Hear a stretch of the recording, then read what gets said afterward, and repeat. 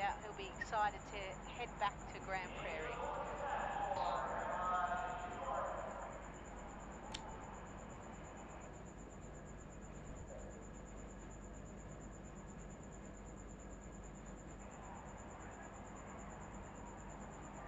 We saw the other day that Washington Freedom sent to Mukhtar and get him a little more time in the middle.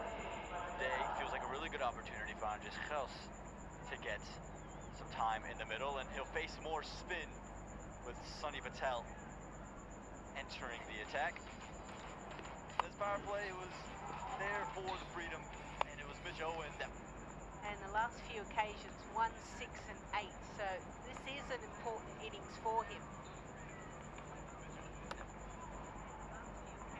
The chance for him to kind of show Ricky Ponting, Glenn Maxwell, yeah, I'm still your guy. The advantage that he has is he's a local, and you have to have a certain amount of local players there.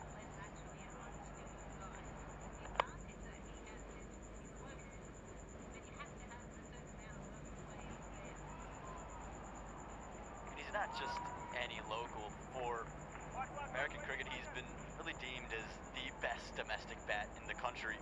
Didn't play last year's minor league, and he's third on the runs leading list, but he's only 90 runs behind the top guy. That's with 12 fewer innings, has an average of 43, a strike rate of 140 domestically, and so he's taken this and it's gone strength to strength. Domestic competitions, internationally, opening for the USA.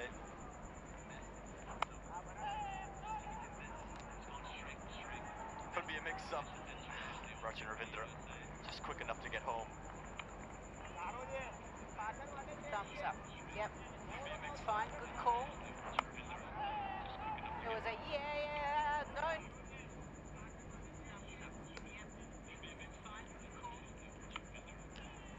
No, sorry. Phew. Tends to be the calling. Things don't quite go right. First, they saw Rishus live at Pakistan Super League and got an opportunity to open. He struggled a little bit, but I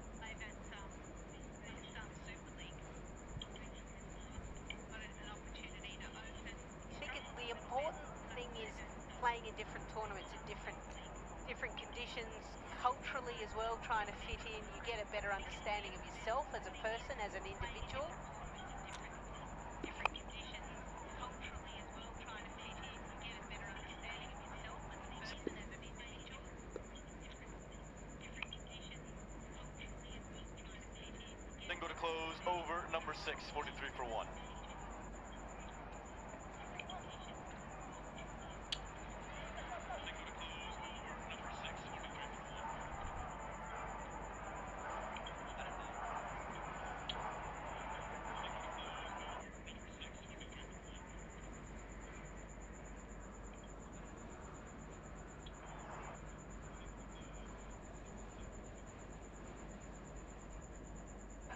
See him around the boundary.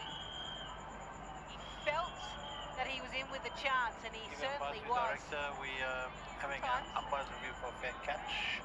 I'll check the feet, fair delivery, best angle of the catch, please. Sometimes a full toss is just an important way of getting a wicket.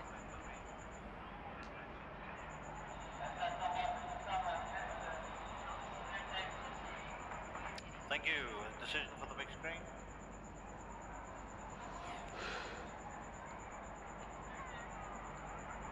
Thank you. Confirmation. Heath Richards delivers a moment for Fabian Allen to remember. 43 for 2 as Rachin Ravindra goes for 9.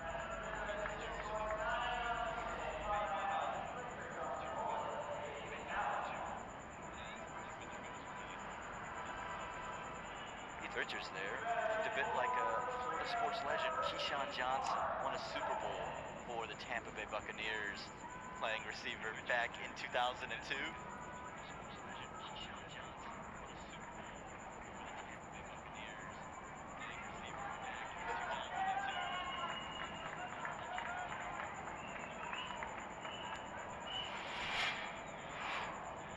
Mark Chapman returns to the team, the New Zealand international, getting an opportunity to back from the left-hand side for the Freedom.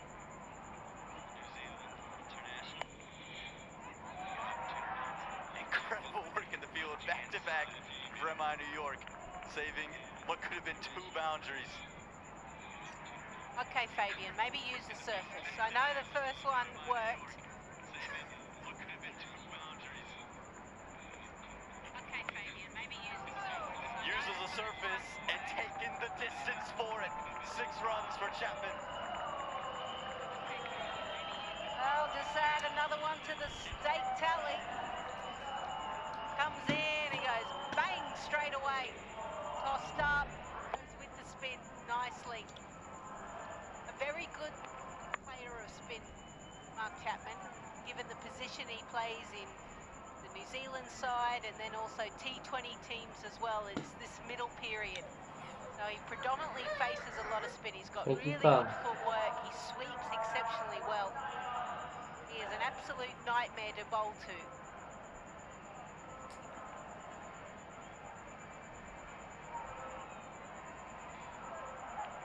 And it's now forced Fabian Allen to change the ploy. And look at the use of the feet, as you mentioned. It's tossed up and Chapman got to the pitch of the ball. 289 feet on that NTT data maximum.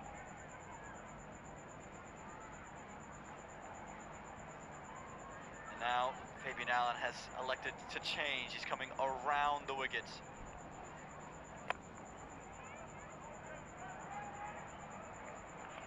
Yeah, I don't mind this ploy simply because Fabian Allen coming around the wicket will angle the ball away and try and bowl out of the arc.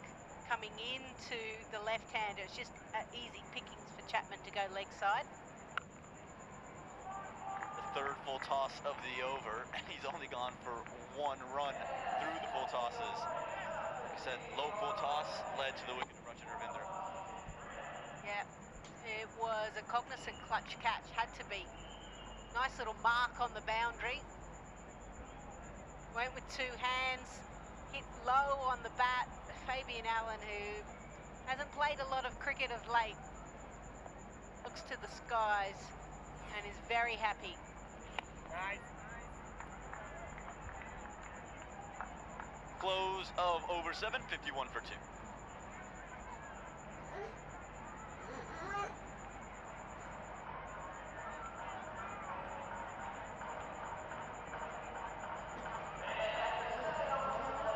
How many runs left to go get the position? Very even. Freedom just 62 left to go.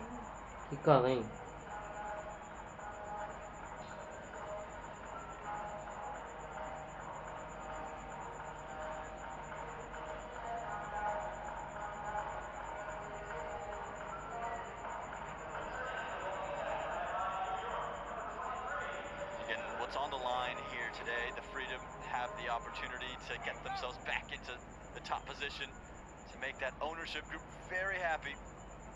Ricky Ponting's kids there as well, enjoying the action.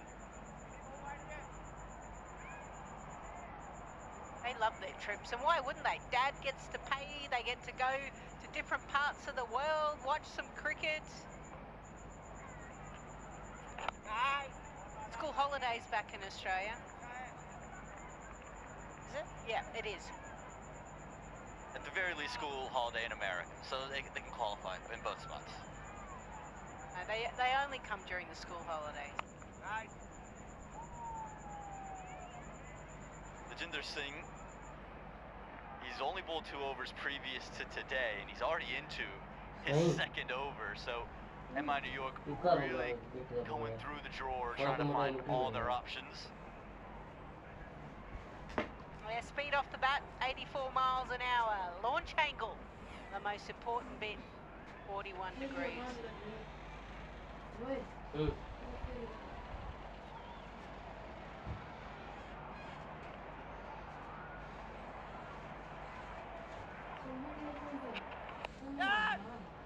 in the air, just away from Lajinder Singh, and muscled down the ground for 4 runs. Yeah, you're absolutely right. Muscled is the key word there. He was actually beaten. The Ginger saw him drag the length back. It was not there. Hit it on the up. Ever so close to being caught and bowled, but tough.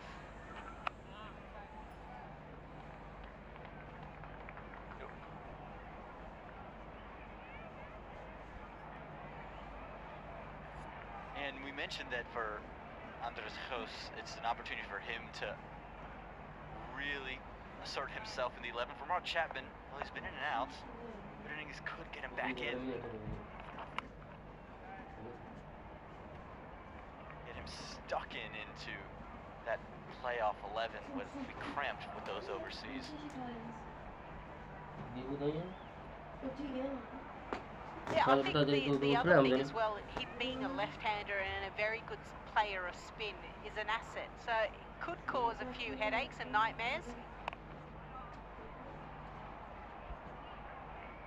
Tajinder Singh just gives up 7 from the 8th over. It's 58 for 2. And Wayne Knights will send us to that strategic timeout.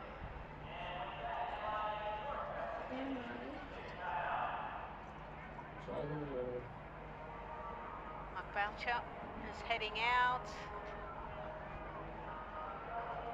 What the conversation will be. Ricky Ponting will be comfortable, but no doubt he would like his players to go hard at it. That's exactly what Mitch Owen and Ravindra tried to do. Mitch Owen struck a few boundaries. Has been shy of a few runs, but back of it length onto the pad and then onto the stumps. Anders House got in and got going. Brilliant shots that he selected. Great use of the crease as well. And then Fabian Allen gets introduced and full toss as Heath Richards maybe delivers the moment of the day. Mark Chapman's now come in. He's taken on the spinners and he's used his feet. Been very proactive on a sluggish Lauderhill wicket. Freedom in a great position. 58 for 2 at the close of 8, and seeing that top 2 spots almost clinched and almost in their hands. Plenty of batting to come. These 2 bats in particular, great opportunity to cement themselves in this 11 and in this side. Yeah, and you wonder is potentially a chance to even come up the order with Maxwell and Glenn Phillips just sliding down. That's how they're going to rest their players, unlike MI New York, where their players are sitting off and not even participating. So good little strike rate from Owen and this.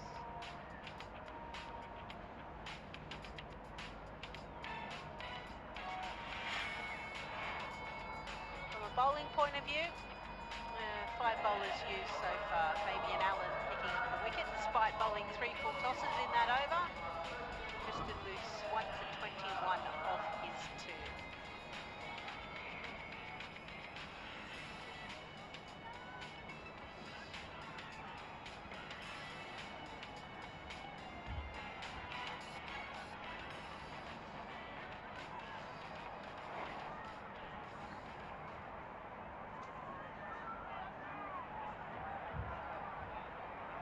For 2, the Washington Freedom, well set, looking like they'll chase this down. We put Lockie Ferguson, who is an integral part of this team and their success.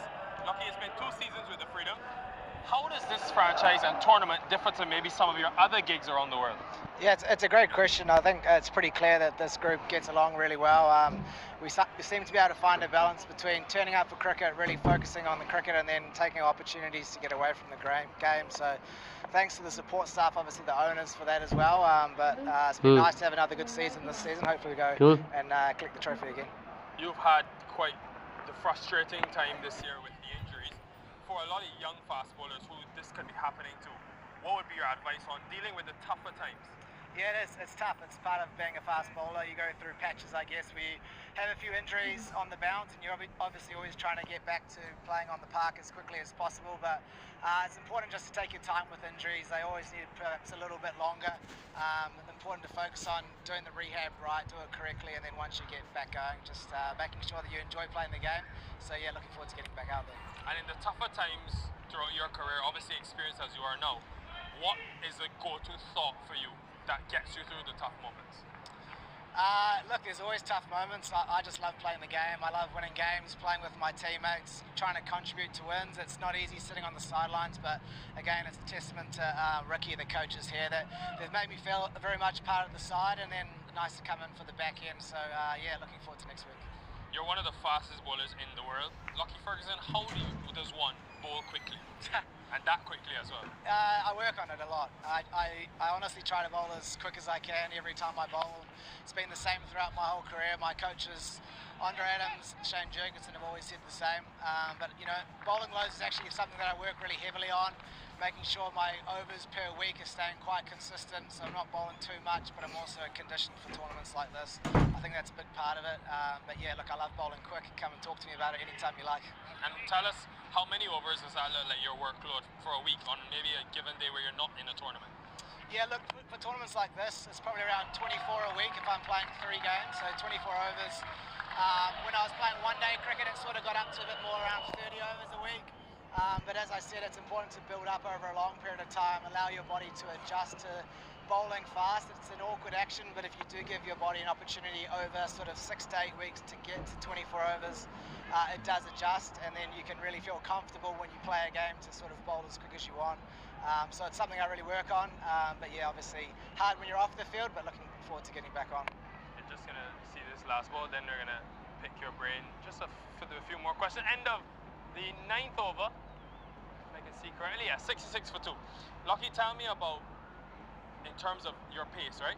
Was this something that happens in an instant? One day you woke up and bowled quickly, or was it a gradual increase over a few months or years? I think I was blessed with, I guess, fast twitch in a way, that I've always been quicker for my age group.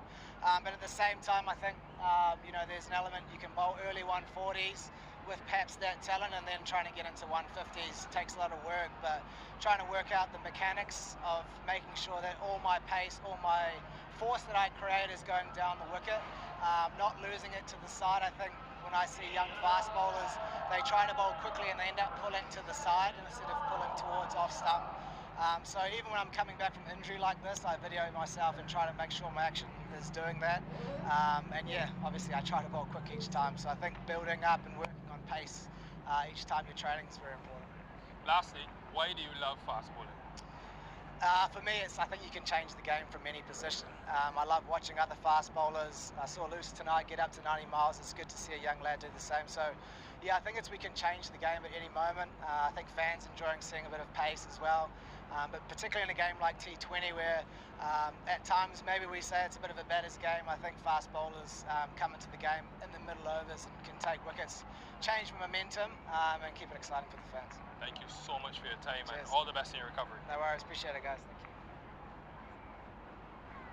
Well, fantastic to hear the thoughts of Lockie Ferguson. Just played the 2 matches this season, 4 overs, none for 10 in the 1 match in which he bowled, so they're managing him really, really carefully.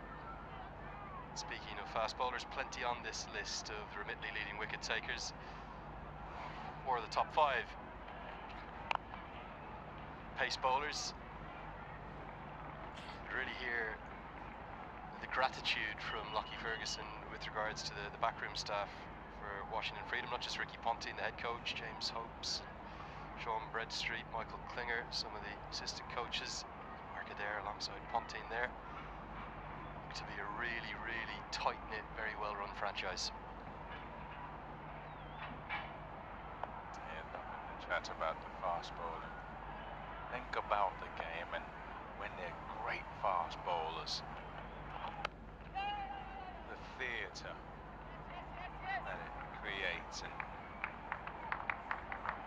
wherever it is, actually sort of go back in time, go to the West Indies, names you can reel off there, likes of Ambrose and Walsh as a partnership, and Marshall, Holding, Garner, Roberts before, I suppose you can go even further back, Wes Hall, and go over to Australia. Thompson. Younger viewers go to Brett Lee and perhaps come to the three that are operating now.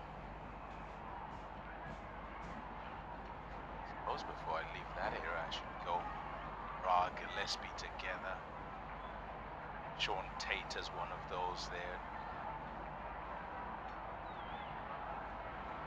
Pakistan, Imran Khan.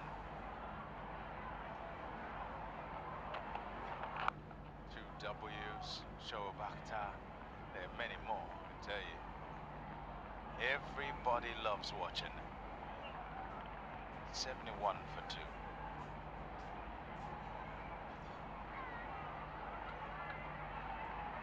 We've been blessed this tournament as well, haven't we, with a number of fast bowlers getting it up over that 90-mile-an-hour marker. Kulsia, right up there at the fastest delivery of the tournament. Harris Rauf, the leading wicket takers, regularly gone past that 90-mile-an-hour marker. The youngster Luce, just 20 years of age, touch it today. Lockie Ferguson himself too.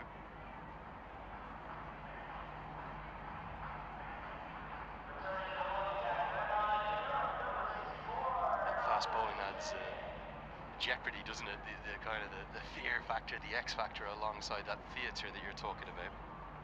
Yeah, that is why it's theatre. Because of the jeopardy, because there is an actual danger.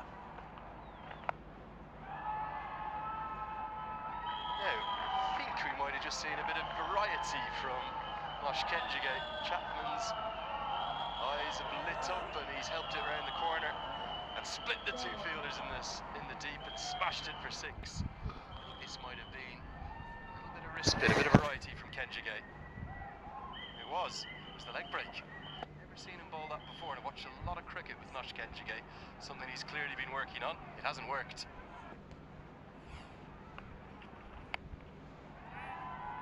Chance long on. In comes Richards and takes the catch, much easier than the other one. 6 and out for the second time today as Chapman falls. Had a play to catch, Chapman. 27 from 18, but from the outset decided that he was going to take it on. Played some lovely shots. Yeah, just mishits that, doesn't get to the pitch of it, and so he's trying to catch up with it and go through with the shot anyway. And it comes off the bottom of the bat. Up it goes, and once again patrolling that long on mid-wicket fence. Richards makes absolutely no mistake. Breezy from Chapman, he's gone for 27. Freedom 77 for 3.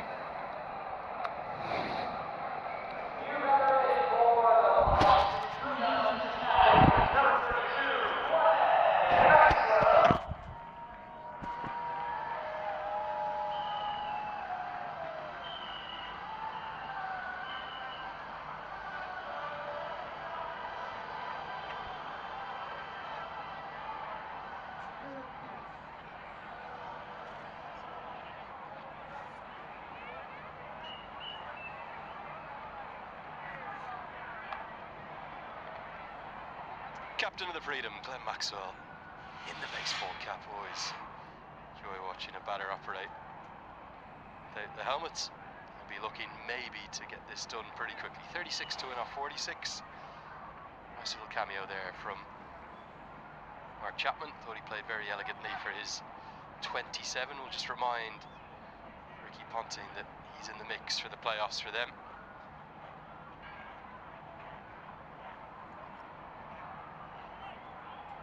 Picture perfect day for cricket out there. Didn't look that way 3 or 4 hours ago. Finish this Florida leg in real style. Hopefully going to get all 9 games in, which is pretty remarkable given some of the thunderstorms that were forecast.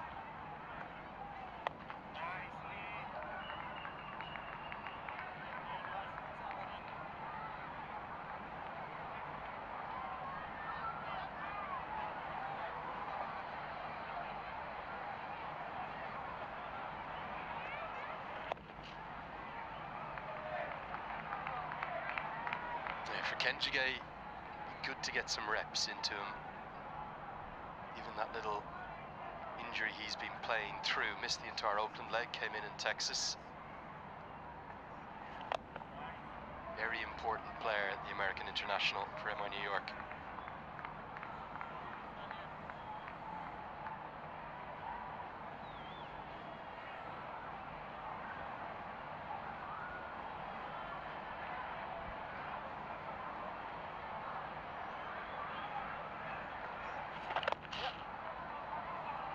Good over despite the maximum from the first ball when he tried that bit of wrist spin.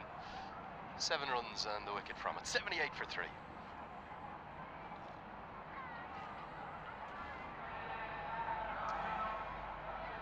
Yeah, 78 for 3. Really been in full control. The freedom, just the 35 more they require.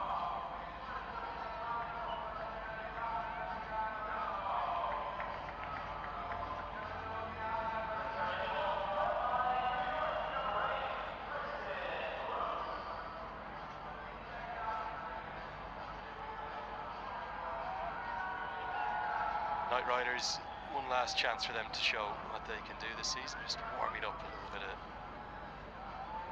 flexing of the muscles in the nets. Playing for pride this evening. 3 seasons into Cognizant Major League Cricket, they are yet to make the playoffs. With 4 sides getting to the playoffs from 6, that's not a good record, is it? 6th the first season, 5th the second, and 6th this year again. Young Luce continues his development and progression. Good chance for him to be tested against Maxwell and House. Here's another look at the wicket. Yeah, just trying to get the job done really quickly. And in the end, probably needed to try and stop himself playing the shot once he figured he wasn't quite there, rather than try and take that boundary on.